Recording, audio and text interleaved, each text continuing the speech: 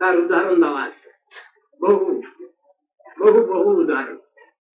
তার মধ্যে পাখি আছে, তার মধ্যে পশু আছে, তার মধ্যে সব রকম মনুষ্য আছে, দৈত্য দানব আছে, সব আছে। এটা হলো ভগবানের স্পেশাল গ্রেস, সেখানে কারো কিছু বলবেন বিশেষ আর এক কৃপা। ভগবানের ওরকম আছে, ভক্তের ওরকম আছে, আর এক কৃপা, সেখানে কিছু বলবার নেই। কাকের গরুড় করে ইচ্ছে দয়াময়, ভগবানের স্পেশাল গ্রেস, সেখানে কারো কিছু বলবেন নেই, তিনি সবই পান। কর্তম অকর্তম অন্যথা কর্তম ইতি ঈশ্বর, সেই পরমেশ্বর তার সব ক্ষমতা আছে, তিনি কাককে গরুড় করতে পারেন।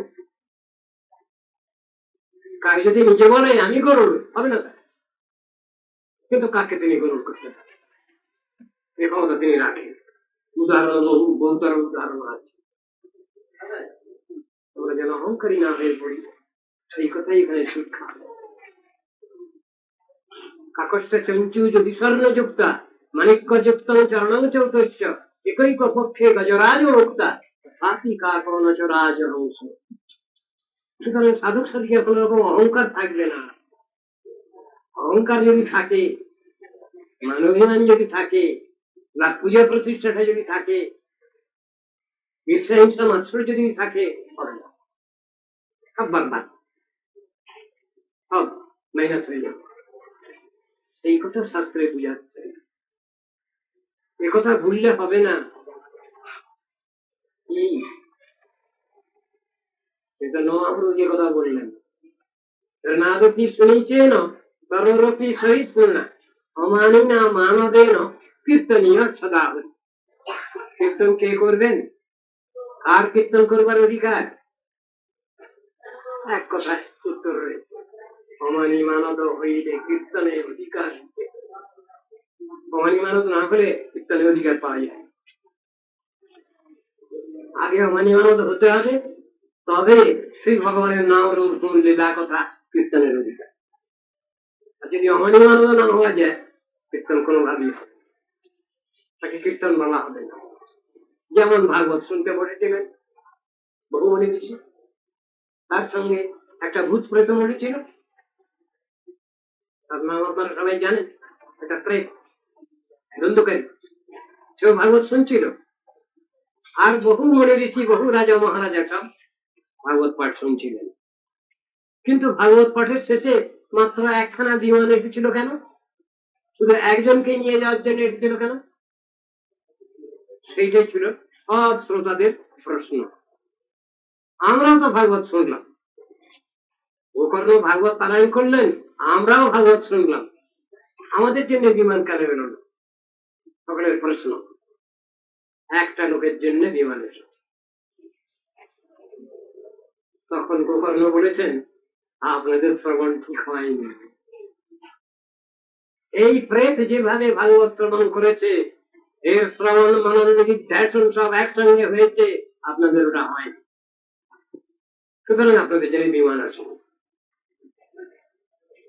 তখন সবাই কান্নাকাটি, আমরা 7 দিন ধরে ভাগবত শুনলাম, আমাদের কিচ্ছু হলো না। তখন গোকর্ণ বললেন, যদি ভগবানের এই প্রেতের যেমন ডাক পড়েছে ভগবানের ওখান থেকে, ভগবান ওখান থেকে কোথা থেকে? গোলক থেকে। গোকর্ণস্তব গোবিন্দ গোবিন্দ দাস্যতীর্ষান গোলকম দাস্যতীর্ষান, তা গোলক থেকে ডাক পড়েছে। ওখান থেকে যদি আপনাদের সবাই ডাক পড়ে, আপনারা সবাই যেতে প্রস্তুত আছেন তো? ঠিক এই প্রশ্ন করেছেন পাঠক, ভাগবত বক্তা এই প্রশ্ন করেছেন। তখন সবাই ইতস্তত করছেন, তাই তো, তাই তো, যদি ডাক পড়ে তাহলে আমরা যেতে প্রস্তুত আছি কিনা। এখন এখানে সংসার ছেড়ে যাবো কি করে? তাহলে আমি আর পরিশ্রম করবো না, 7 দিন পরিশ্রম করছি, আমি আর পারবো না। তখন কিছু কিছু হাত দেখুন, কে কে যেতে চান বৈকুণ্ঠে গোলকে? তখন হাত হচ্ছে, একখানা দুখানা করে হাত হচ্ছে।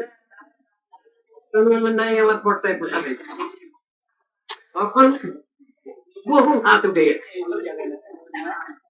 আচ্ছা, তাহলে আমি আবার সপ্তাহ পালন করবো। কি ব্যাপারটা কি? আমরা এইখানে মৌলজি ভট্টাচার্য থাকতে যাচ্ছি, মুখে হয়তো বলছি, চেষ্টা বিষ্টু বলছি, কিন্তু যখনই ডাক পড়বে তখন ক্ল্যারিয়ান কল যার নাম, এমন ডাক যেতেই হবে। সেখানে যদি আমরা পরীক্ষায় ফেল করি সব গেল। সেই জন্য ভাগবত শ্রবণ করবার আগেও চিন্তা করে বসতে হবে আমরা যেতে চাই কোথায়। আমরা এই মনোজগতেই থাকতে চাই, মহামায়া দুর্গা দেবী এই কারাগার 14টা কারাগারের মধ্যে থাকতে চাই, হ্যাঁ এরপরে পারে ভগবত ধামে যেতে চাই, যেখানে গেলে আর পুনরাবর্তন হয় না, এই ধরাধামে আর আগমন করতে হয় না, এখানে এসে আর আধ্যাত্মিক আদি ভৌতিক আদি দৈহিক ত্রিকার্যরায় জর্জরিত হতে হয় না। আগে ঠিক করতে হবে কোথায় যেতে চাই আমরা, এই অনুসারেই তো সব আলোচনা হবে। এই আলোচনা ঠিক সেইভাবে করতে হবে। খেতে হয় খেলাম, ঘুমোতে হয় ঘুমলাম, ভাগবত শুনতে হয় শুনলাম, এমন কথা নেই, ঠিক ঠিকভাবে শুনতে হবে। ওই শ্রবণ মনন নিদিধ্যাসন একসঙ্গে হচ্ছে, কারণ ফলটা আসছে না। ঠিক ওই একবার মাত্র ওই একজনের জন্যই এসেছিল বিমান, কিন্তু পরে এসেছে সকলের জন্য, পরে সকলের জন্য এসেছে বিমান। আমরা যেতে প্রস্তুত আছি কিনা, যদি ডাক পড়ে সেখান থেকে তাহলে আমরা যেতে প্রস্তুত আছি কিনা, যদি প্রস্তুত আছি ঠিক আছে, কি জানে শ্রবণ করলেই তো হবে না। বহু শ্রবণ করেও অনেকে লাভ করতে পারছি না আমরা তত্ত্বদর্শন, তাহলে কি হবে? পণ্ডশ্রম হয়ে গেল, খাটিটা বিফল গেল, সাধন ভজনটা বিফল হলো, তা নয়। ওই আলোচনার মধ্যে ধৈর্য, উৎসাহ, আগ্রহ সবকিছু থাকবে। একজন ঠিক আত্মগৌরব্ধ যিনি, তার যে ভাবটা থাকে সেই ভাবটা আমাদের ভিতরে রাখতে হবে, অব্যর্থকালতা রাখতে হবে, শান্তি রাখতে হবে। সংসারের বিষয়েতে কাজ করে যাব, ডিউটি করে যাব, কোনো কাজ আমরা বাদ দেবো না, কাজ করে যাবো সংসারে, কিন্তু মনটা রাখতে হবে অব্যর্থকালত্ব। সময় আমি একটু নষ্ট করবো না, বেস্ট ইউটিলাইজ করবো সময়। বিরক্তির মানশূন্যতা, কে আমায় কি বললো ওসব নিয়ে চিন্তা করার দরকার নেই, কে আমায় প্রশংসা করলো একটু, কে আমায় একটু গালাগালি দিল, ও নিয়ে কোনো চিন্তা ভাবনা নেই। আশা বন্ধ, হে ভগবান তোমার আশায় বসে আছি আমি, তুমি কবে দয়া করবে, কবে কৃপা করবে আমার। উৎকণ্ঠা, এর জন্য উৎকণ্ঠা থাকা চাই। বহু চিন্তা ভাবনা থাকলে উৎকণ্ঠা তো থাকবে। নামগানে সদা রুচি, এই সামান্য একটু নাম করে রেখে দিলাম, হবে না, দেখার ঠেলা হবে না। সব সময় যাতে নাম করতে পারে সেই ভাবটা ভিতরে রাখতে হবে। বলে সেটা কিরকম? সব সময় নাম করা যায়নি, যখন ঘুমাবো তখন নাম করা যায়? শাস্ত্র বলছেন হ্যাঁ, তখনও নাম করা যায়। যে নাম করি অন্য সময় সেই নাম তখন রিলে হয় ভূমিষ্ঠ হয়।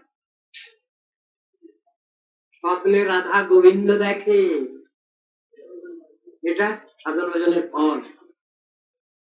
সবসময় যে নাম করি সেই নামে রিলে হয়, নিদ্রায়। 24 ঘন্টার ভিতরে 24 ঘন্টা নাম হয় কি করে? শাস্ত্রের বুঝানো আছে, বুঝবার তিনি অন্য কিছু দেখবেন না।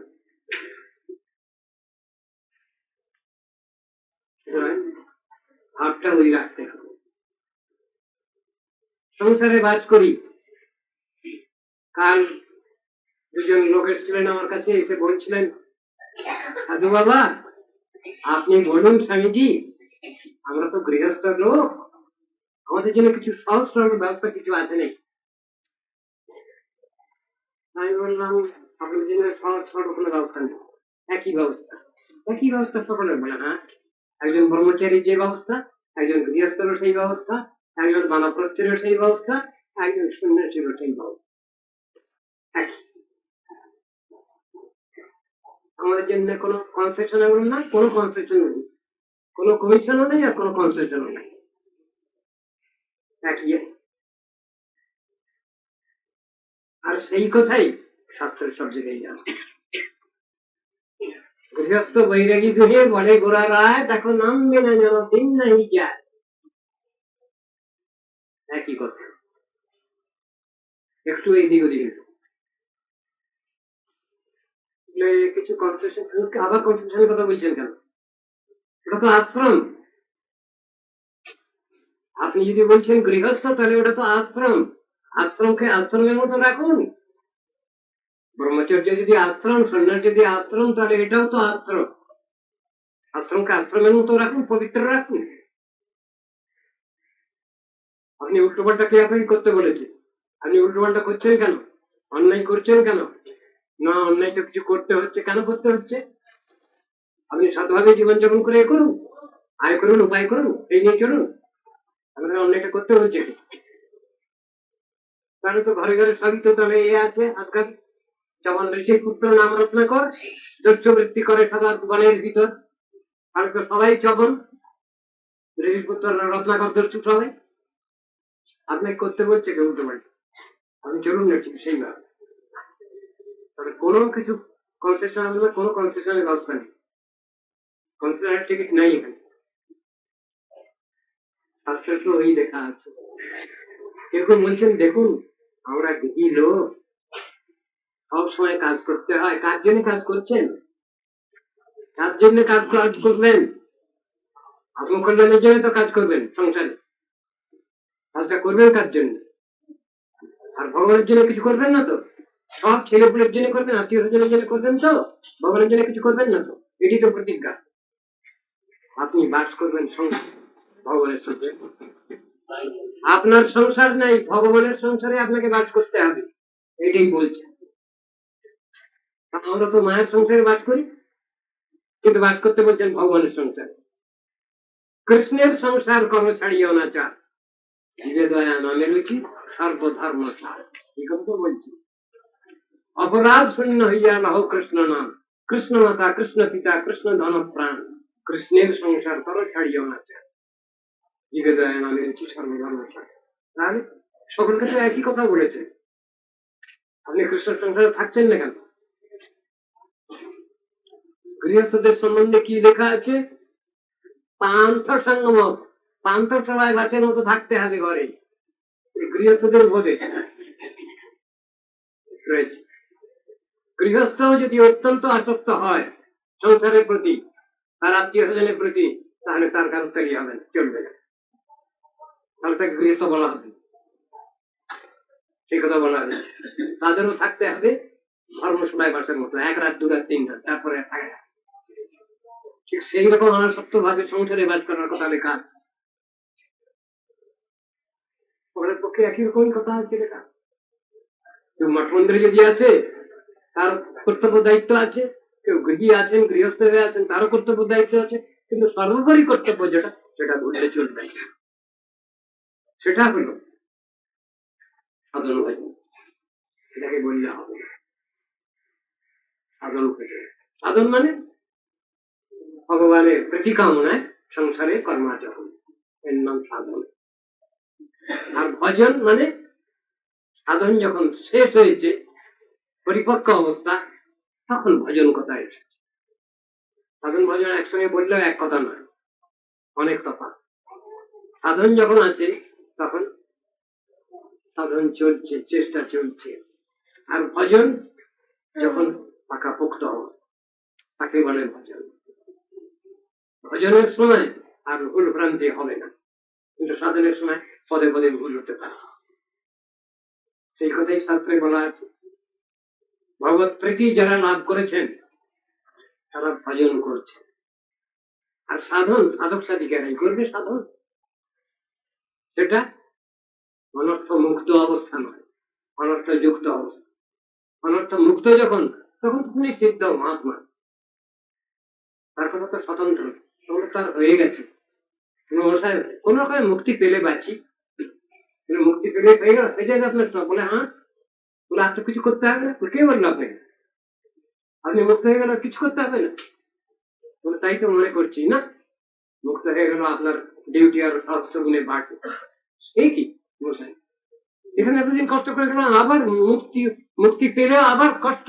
বলে হ্যাঁ, মুক্তি পাওয়ার পরও আবার শত গুণের সহস্র গুণে দায়িত্ব বাড়বে। এটা তো ভয়ঙ্কর কথা। আর শাস্ত্র তো এইটাই বুঝানো আছে। সাধন ভজন শেষ হয় না, চলে, চলতে থাকে, শেষ হয় না, বরং আরো শত গুণে সহস্র গুণে দায়িত্ব বাড়ে। সেই কথাই লেখা আছে, মুক্তাপি লীলয়া বিগ্রহ কৃত্বা ভগবন্তং ভজন্তে। মুক্তিপ্রাপ্ত ব্যক্তি মানে কি, শত সহস্র গুণে তার দায়িত্ব বৃদ্ধি হয়, তার ভজন শেষ হয় না। ভগবত আজকে নিয়ে হয়তো আবার ভগবত রাজ্য থেকে এই জগতে আসেন, তারপর সেরকম ডিউটি থাকে, তার শেষ নেই, সেবার শেষ নেই, ভজনের শেষ নেই। এই কথা যদি মনে করে যে সেবা বোধহয় এটা শেষ আছে, তা নেই। সেবা নিত্যা, কোনোদিন শেষ হবে না।